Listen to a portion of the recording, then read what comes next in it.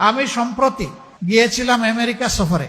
সেখানে নিউ ইয়র্কে একটা বক্তব্য রাখতে গিয়ে আমি বলেছিলাম, জামাতে ইসলামী যদি দেশ পরিচালনার সুযোগ পায়, কর্মজীবী মহিলাদের কর্মঘণ্টা 3 ঘন্টা কমিয়ে 5 ঘন্টা করা হবে।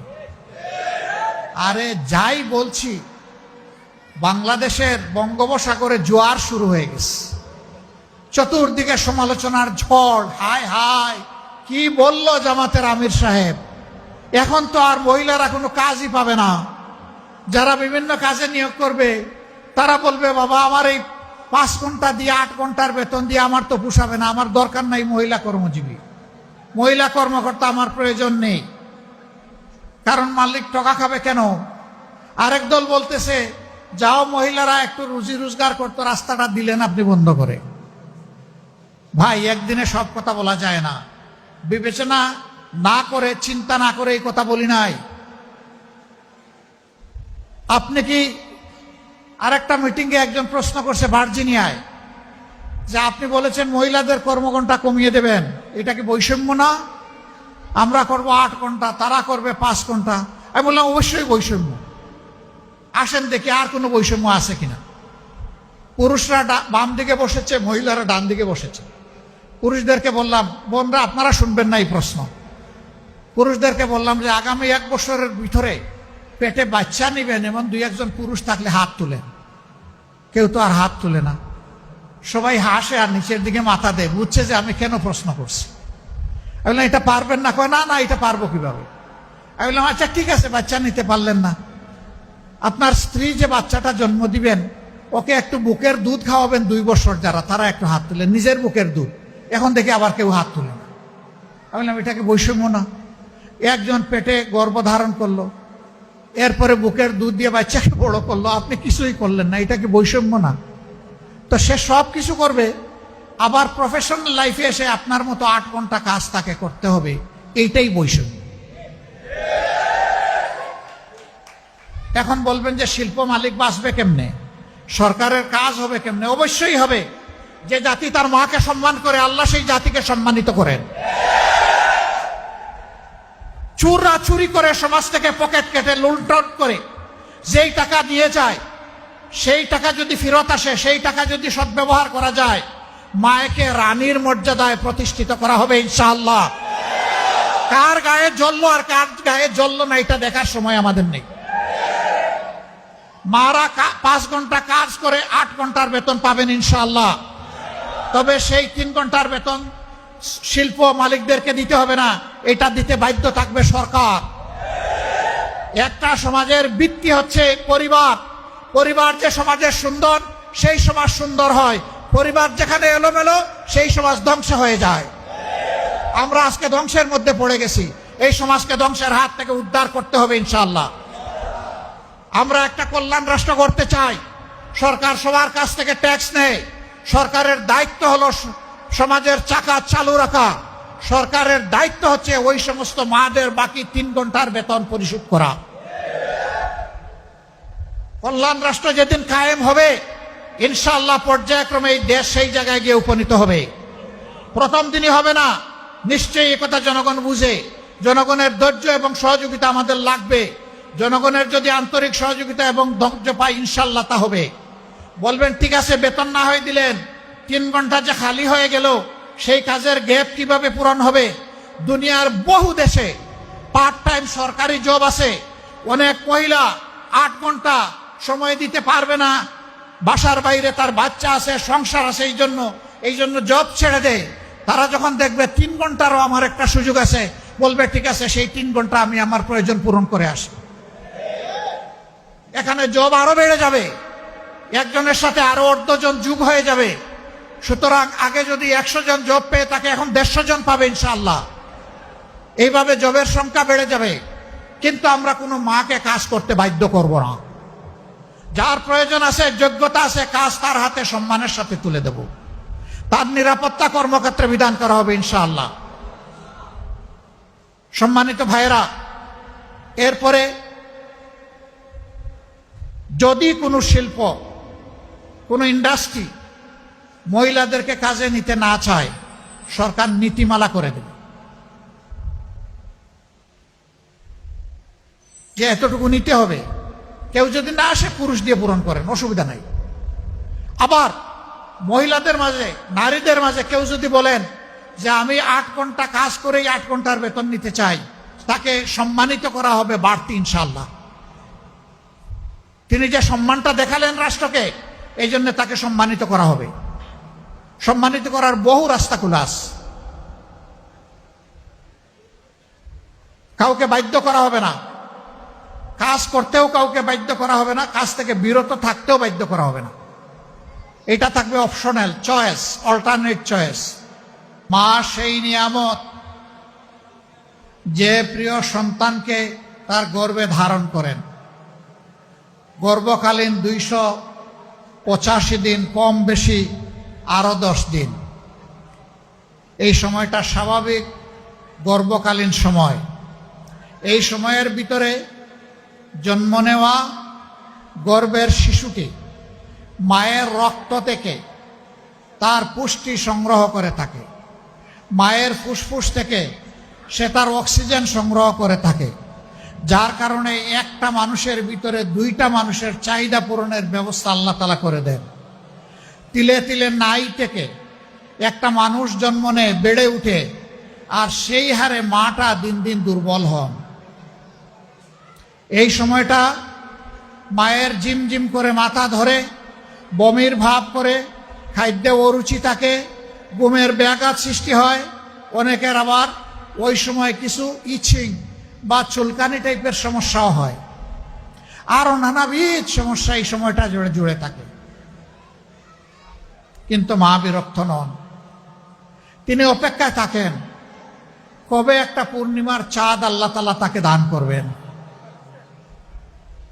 এই পূর্ণিমার চাঁদ মাকে সীমাহীন কষ্ট দিয়ে যখন দুনিয়ায় আসে, চাঁদের মুখ দেখা মাত্র মা সমস্ত কষ্ট ভুলে যান।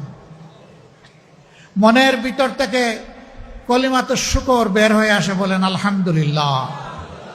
হে আল্লাহ, তোমার মেহেরবানিতে পূর্ণিমার চাঁদের মতো একটা সন্তান তুমি আমাকে দান করেছ। হে আল্লাহ, তুমি আমাকে আর আমার সন্তানকে সুস্থ রাখো। মায়ের ডিউটি শেষ নয়, সেই দিন থেকে শুরু হয়ে গেল সন্তানকে বুকের দুধ দেওয়া। যখন সন্তান মায়ের বুকের দুধ চুষে আরেক দফা মা দুর্বল হতে থাকেন, মায়ের এনার্জি, তার পুষ্টির একটা অংশ তার সন্তানের ভিতরে প্রবেশ করছে। সন্তান সেই দুধ পান করে করে বড় হয় তিলে তিলে। এরপরে কি হয়? এই সন্তানের জন্য মায়ের বুক হচ্ছে সন্তানের নিরাপদ বিছানা। বাবা এই কচি সন্তানকে বুকে নিয়ে ঘুমান না সাধারণত, এই সন্তানটাকে বুকে নিয়ে ঘুমান মা। এটি তার বিছানা, এটা তার বাথরুম। ওই বাচ্চা অবুঝ মনে খায় আর সেখানে পেশাব পায়খানা করে, মাঝে মাঝে বমি করে। এটা শীতের রাত না গরমের রাত, মার কাছে এর কোনো ব্যবধান নেই।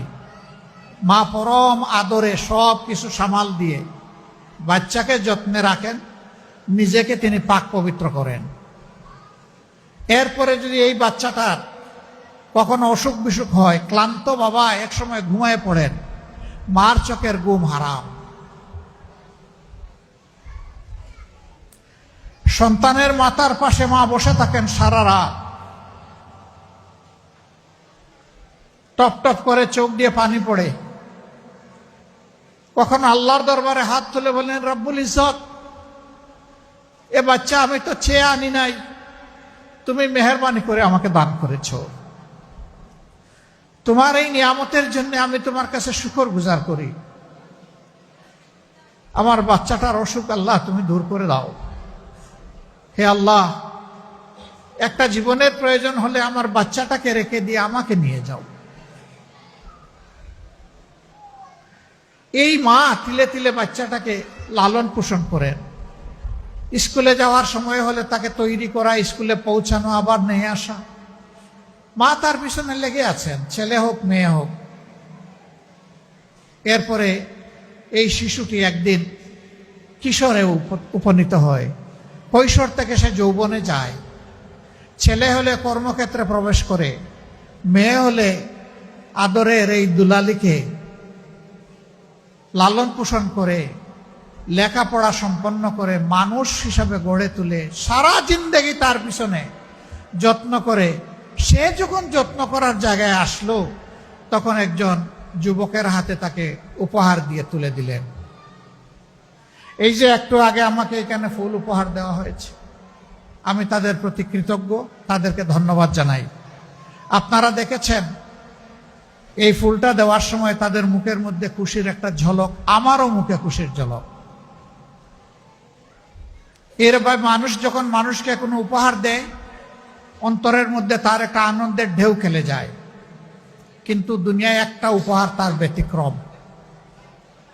এই উপহারটা হচ্ছে ওই যে যুবতী যাকে তিলে তিলে মা গর্ভে ধারণ করেছিলেন, বুকের দুধ খাইয়েছিলেন, বুকের বিছানায় বড় করেছিলেন, লালন পালন এবং শিক্ষা দান করেছিলেন। এই উপহারটা তিনি যখন একজন যুবককে দিচ্ছেন, তখন মা বাপের চোখের সমস্ত পানি পদ্মা মেঘনা যমুনার মতো বইতে থাকে আর টপ টপ করে ঝরে। শাড়ি দিয়ে আঁচল দিয়ে বারবার মুছেন, কিন্তু ওই পানি কোনো বাধা মানে না। মা বাবার মনে তখন একটাই কথা, ওরে বাবা, একটা গোলাপের চারা লাগিয়েছিলাম, এটার নিচে পানি দিলাম, সার দিলাম, কীট পতঙ্গ থেকে রক্ষা করলাম, আগাছা নিংড়ালাম, যত্ন নিলাম, আমার গাছটা বড় হলো, ফুলের একটা কলি ফুটলো, তার থেকে গোলাপ, এই গোলাপ আজকে তোমাকে আমি বাবা তোমার হাতে তুলে দিলাম। এখন সৌন্দর্যও তোমার, সুগন্ধ তোমার, শুধু একটা কথা, আমার গোলাপকে তুমি একটা যত্নে রাখবা। এই সময়টা অনেক বড় কাঁদে মানুষ, তো শ্বশুর শাশুড়ির চোখের পানি দেখে তারও কান্না আসে। এই মানুষটা একটা অজানা জগতে এসেছেন। আপনি তো আপনার মায়ের ঘরে, বাবার ঘরে আছেন। এখানে আসার পরে একটা ক্লেশ শুরু হয়।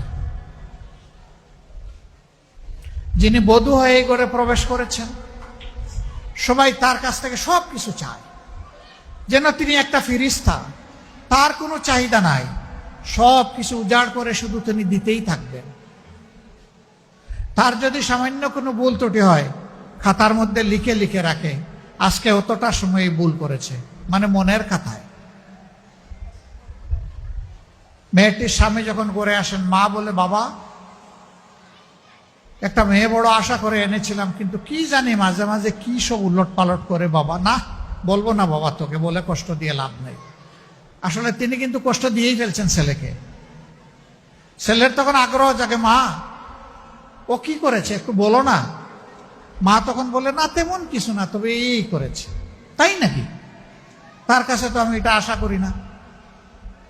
যদি তিনি বুদ্ধিমান পুরুষ হন, যদি তিনি দায়িত্বশীল স্বামী হন, যদি তিনি আল্লাহকে ভয় করা মানুষ হন, তাহলে মার কথা শোনার পরে মাকে বলবেন, মা গো, এ তো বয়স হয় নাই এখনো, বুঝের অভাবে করে ফেলছে, ইনশাল্লাহ আমি তাকে যেভাবে বুঝানো দরকার সেভাবে বুঝাবো, সে এগুলো আর করবে না, আপনাকে মায়ের মতোই সে এখন থেকে আদর করবে। আর যদি ব্যাককল হয়, বসুজ কম হয়, যদি তার মেজাজ চৈত্র মাসের মতো গরম হয়, তাহলে এই তুমি কোথায়, এদিকে আসো তো, সামনে ডেকে এনে রিমান্ডের মতো জিজ্ঞাসাবাদ শুরু করবে। তোমাকে কি এই জন্য এনেছি? তুমি আমার মাকে এই করেছো, আমার বোনকে এই করেছো, আমার বাবাকে এই করেছো, আমার ভাইকে এই করেছো, আমার সন্তানদের সাথে এই করেছো, তুমি কি পেয়েছো? তোমার কাছে কি আমি একটু শান্তি আশা করতে পারি না? আর যদি আরো খারাপ হয় তাহলে গালি একটা দিয়ে দিবে মা বাবা তুলে। এই মহিলা তখন ভাবে, আমি তো আমার বাবার সংসারে নাই, মায়ের সংসারে নাই, এসেছি একটা ভিন্ন সংসারে। আমার যোগ্যতা উজাড় করে তোমার মা, তোমার বাবা, তোমার সন্তানাদি, তোমার সম্পদ, তোমার ইজ্জত সব কিছুর পাহারাদারি করে আমি মানুষটি তোমার যোগ্য হলাম না, তোমার মন খুশি করতে পারলাম না, হায় আল্লাহ আমি কোথায় আসলাম। তার হৃদয় ভেঙে খান খান হয়ে যায়। কিন্তু যদি স্বামী বুদ্ধিমান হয়, স্বামী যদি সত্যিকারের ইমানদার হয়, সে কি করবে? সেইটা করবে না। সে আদরের স্ত্রীকে একান্তে সরায় নিবে, আগে ভালো মন্দ জিজ্ঞেস করবে, আজকের দিনটা তোমার কেমন কাটলো, আমি তো চলে গেছিলাম, তোমার বড় কোনো অসুবিধা হয়েছে কিনা, শরীরটা তোমার ঠিক আছে কিনা, নাস্তা খাওয়া তো আমাকে ঠিক মতো করিয়েছ, তুমি করেছো কিনা, তোমার বাচ্চারা কেমন আছে, আব্বা আম্মা কেমন ছিলেন, তোমাকে বেশি কষ্ট দেন নাই তো, সব জিজ্ঞাসা করার পরে বলেন যে মা একটু কথা এরকম বললেন, আমার মনে হয় না, তুমি বোধহয় খেয়াল করো নাই, আমি তো তোমাকে ভালোবাসি, আমি তোমার সংসারে একজন লজিংয়ে থাকা মানুষ, তুমিই তো এই সংসারের মালিক, তুমিই তো আমার সব সামাল দাও, আমি আর কি করি, আমার চাইতে 2.5 গুণ বেশি কাজ তুমি করো, আমার মনে হয় তুমি খেয়াল করো নাই। মাথার উপরে হাত রেখে বলেন যে আমি তোমার জন্য দোয়া করে দিলাম, তুমি অত্যন্ত বুদ্ধিমতী বিচক্ষণ, তুমি যা করো আমি তোমার উপর শতভাগ সন্তুষ্ট, তুমি একবার মাকে তোমার মতো করে একটু খুশি করেন। এই মহিলা তখন নিজেকে গৌরবান্বিত মনে করবে যে আমি একটা ভুল করার পরে আমার স্বামী যে কায়দায় আমার কাজের স্বীকৃতি দিলেন, অ্যাপ্রিসিয়েশন দিলেন, এমন স্বামী কয়েকজনের কপালে জুটে। আল্লাহর দরবারে সেজদায় গিয়ে শুকরিয়া আদায় করবে আপনার জন্য যে আল্লাহ তুমি একটা শ্রেষ্ঠ স্বামী আমাকে উপহার দিয়েছ, তোমার দরবারে শুকরিয়া, আলহামদুলিল্লাহ। তার উৎসাহ বেড়ে যাবে, শক্তি বেড়ে যাবে, এবং ঠিকই আপনার সংসারকে সোনালী সংসার হিসেবে সে গড়ে দেবে। সাবধান, কখনো আপনার স্ত্রীকে আপনার মা বাবা সন্তান ভাই বোন কারো সামনে কখনো আপনি শাসন করবেন না, কোনো কথা বলবেন না, বলতে হলে আলাদা করে সম্মান দিয়ে। আমার ব্যক্তিগত অনুভূতি, যে কোনো স্ত্রীলোককে, সে আমার মেয়ে হোক, আমার স্ত্রী হোক, আমার বোন হোক, আমার মা হোক, তাকে মায়ের জাতির মর্যাদায় দেখলে আপনি সম্মানিত হবেন। এক চালাক আমার সহকর্মী একদিন বলে যে জনাব, স্ত্রীকে কি হিসাবে দেখব? বললাম ওয়েল, স্ত্রীকে স্ত্রী হিসাবে দেখবা, ওই স্ত্রীর মা বাপের চোখের পানির দিকে তাকাইয়া তাকে সম্মান করবা, ভালোবাসবা, আর তোমার সন্তানের মা হিসাবে তাকে তুমি শ্রদ্ধা করো। তুমি যেমন ভাই চাও যে তোমার মাকে সবাই সম্মান করুক, তোমার সন্তানরাও চায় তাদের মাকে সবাই সম্মান করুক, তুমি সহ। এরকম যে সংসার গড়ে উঠবে, এটা হবে জান্নাতি সংসার।